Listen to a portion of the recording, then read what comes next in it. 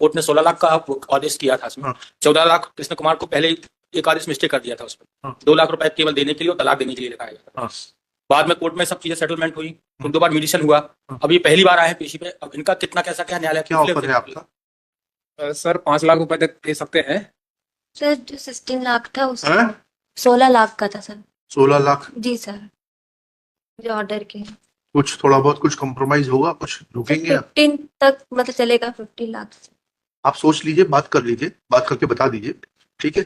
माता पिता से ये भी पूछ लीजिएगा कि कोर्ट समय देने के लिए तैयार है, हम 2-3 किश्तों में अगर पैसा देंगे, समझते हैं मध्यम वर्ग को दिक्कत होती है पैसा देने, तो 2-3 किश्तों में देने के लिए भी बात कर लीजिए, ठीक है? ये वीडियो देखा आपने?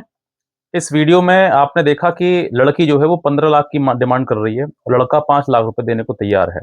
यही आज के टाइम में जो रिश्ते हैं उनका इस तरीके से ही मोल भाव हो रहा है। एक मंडी में जैसे किसी सब्जी का कोई मोल भाव लगता है ना, उस प्रकार से आज के टाइम में रिश्तों का मोल भाव लग रहा है कि 5 लाख दे देंगे, हम 15 लाख लेंगे, इस तरह की चीजें। और ये सिर्फ आपके साथ नहीं हो रहा है। आप सोच रहे हैं कि साहब मेरे साथ में कंडीशन आ रही है। ऐसी कंडीशन आज के परिवार में जहां पर बात बिगड़ती है, जहां पर रिश्ते टूटते हैं, जहां पर कोर्ट कचहरी तक बात पहुंच जाती है, वहां पर रिश्तों को इसी तरीके से मोल भाव किया जाता है। अब इस लड़की को एक कॉमन सी बात सोचिए कि इस लड़की का जीवन पूरा अभी लड़की लगभग 25-30 के आसपास होगी और इसको 15-16 लाख रुपए का ये क्या करेगी? तुम सोच सकते हो, अपना दिमाग लगा सकते हो कि इस 15-16 लाख में क्या इस लड़की का पूरा जीवन बीत जाएगा? इसको कहीं ना कहीं फिर दोबारा से शादी कहीं ना कहीं करना पड़ेगा। और दूसरा, ये जो पैसा जो आ रहा है ना, ये 15-16 लाख रुपए आएगा, या लड़के ने 5 है तो बीच में हो सकता है 10 के आसपास इन दोनों का सेटलमेंट हो जाए। लेकिन ये पैसा जो आएगा वो सिर्फ और सिर्फ कहाँ जाएगा? इस लड़की के माता पिता को। और इस लड़की के माता पिता को जैसे ही पैसा जब आएगा ना हाथ में, तो खुशी के मारे झूम उठेंगे और ढोल लंगाड़ों से इस लड़की का स्वागत करेंगे।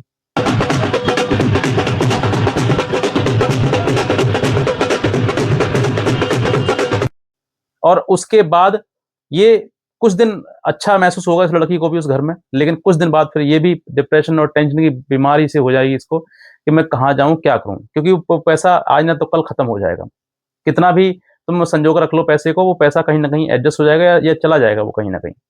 तो इस तरीके के रिश्ते आपके सामने भी अगर चीजें आ रही हैं, तो आज मैं आपको बेहतर एक रास्ता बताऊंगा जिससे कि आपको इतना पैसा या सेटलमेंट के नाम पर ये जो ब्लैकमेलिंग जो चल रहा है ना, ये बिजनेस टाइप से चल रहा है, इसमें आप किसी प्रकार से घुस नहीं पाएंगे और किसी प्रकार से लूटन नहीं होगा आपके साथ में। वरना आज के टाइम में परिवार, वो माता पिता जो अपने लड़के की शादी करके सोचते हैं कि भाई हमारे घर में खुशी आएगी, सुख समृद्धि आएगी, वो कहीं ना कहीं उनके घर में टेंशन, डिप्रेशन और वारंट, सम्मन उनके घर में आने शुरू हो जाते हैं।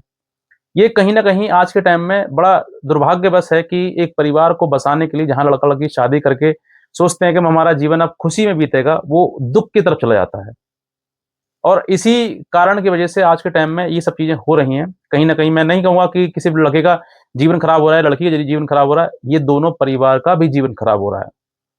कोई भी नहीं चाहता है, कोई माता पिता जो लड़के की अपने बेटे के लिए लड़की को ब्याह कर लेकर आए, शादी करके लेकर आए हैं, वो किसी प्रकार से दुखी करें उसको।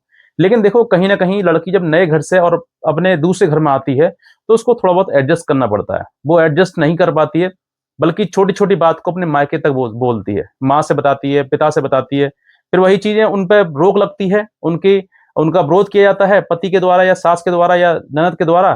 तो वो बातें फिर गुस्से में तब्दील हो जाती हैं और गुस्सा इतना हो जाता है कि वो फिर जहर जो दिमाग में उसके बना पड़ा लड़की के, वो माता पिता को बताते हैं। माता पिता अपनी बेटी को बुला लेते हैं, बुलाने के बाद फिर सोचते हैं कि भाई पति आएगा, नाक रगड़ेगा, सब कुछ करेगा, वो माफी भी मांगेगा हमसे, जैसे हम कहेंगे वैसे करेगा।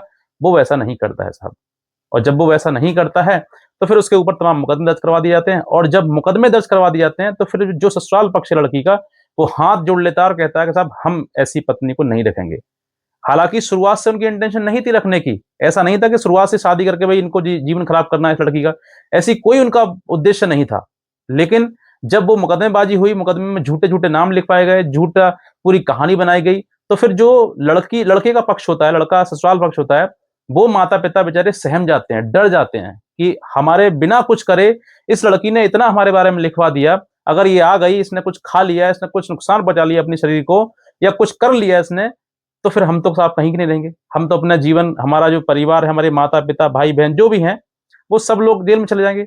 और नियम भी यही कहता है, अगर लड़की तुम्हारे घर मर गई किसी प्रकार से, चाहे तुमने मारी या किसी और ने मार दी या खुद मर गई, वो सुसाइड कर लिया उसने, तो उसमें नाम जो है माता पिता का ही आएगा, लड़के का आएगा, पति का आएगा, जो कि आधी जीवन जो है वो जेल में ही उसकी बीत जाएगा। तो क्या शादी इसीलिए करी थी क्या? बिल्कुल नहीं करी थी ना। लेकिन ये सब चीजें जो आज के टाइम में शादी होना, मुकदमेबाजी होना और फिर तोड़ना, दोनों दोनों को छोड़ने के लिए पैसे वाली बात रखना, ये सब कुछ कहीं ना कहीं एक छोटी सी गलती सी होता है, जो कि लड़की का सबसे बड़ी बात है उसकी सहनशीलता। उसके अंदर सहन करने की जो शक्ति है ना, वो खत्म हो जाती है। वो सिर्फ और सिर्फ हर छोटी छोटी बात अपनी माता पिता को बताती है, और माता पिता उस पर ये नहीं कहते हैं कि तू बेटी अब ससुराल है, तेरा घर है, तू अपना घर संभाल, नहीं, वो ये कहते हैं अच्छा आ जा तू घर बेटा, हम सिखाते हैं इसको, हम इसको जेल का पानी पिलाएंगे, हम दिखाएंगे इसको, इसकी इसकी औकात, असली औकात मैं दिखाऊंगा।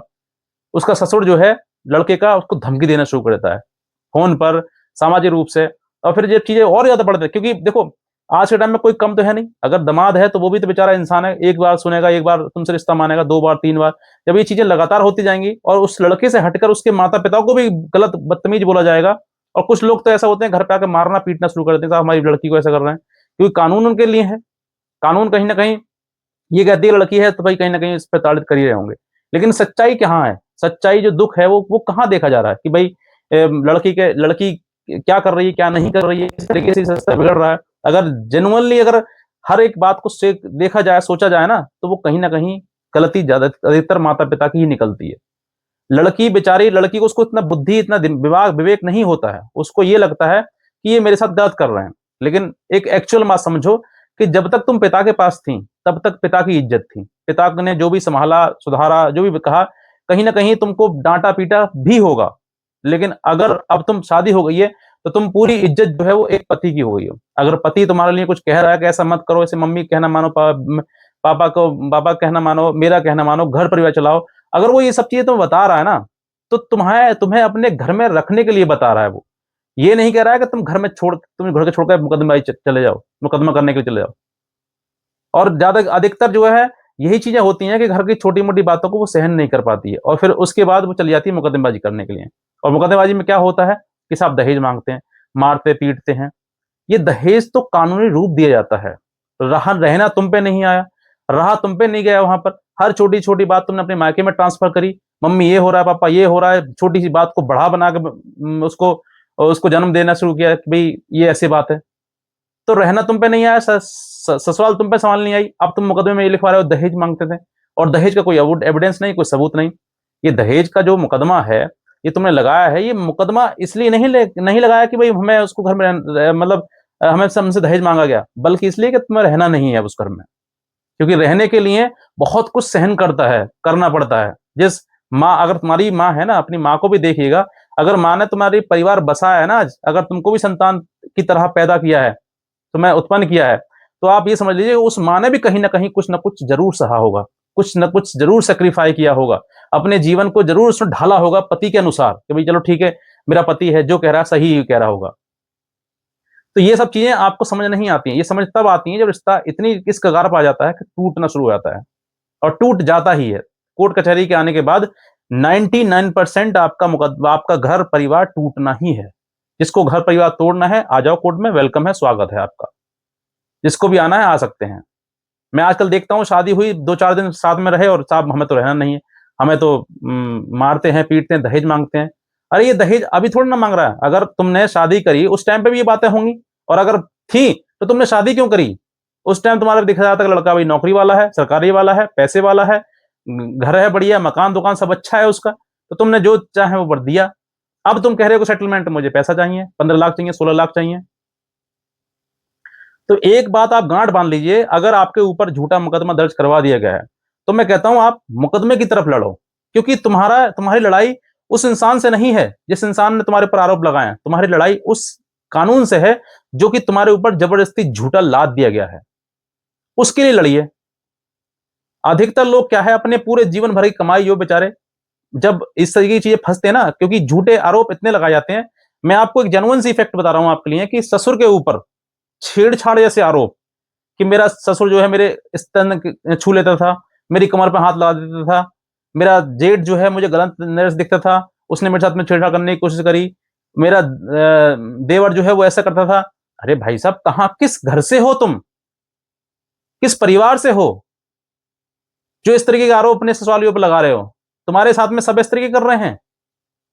कोई एक लॉजिकली सोचने वाली बात है क्या? कोई हिंदू धर्म में कोई इस तरह की चीजें हैं कि भाई सबने बेटे की बहू, अपने बेटे की पत्नी से इस तरीके की कोई नजर रखेगा उस पर?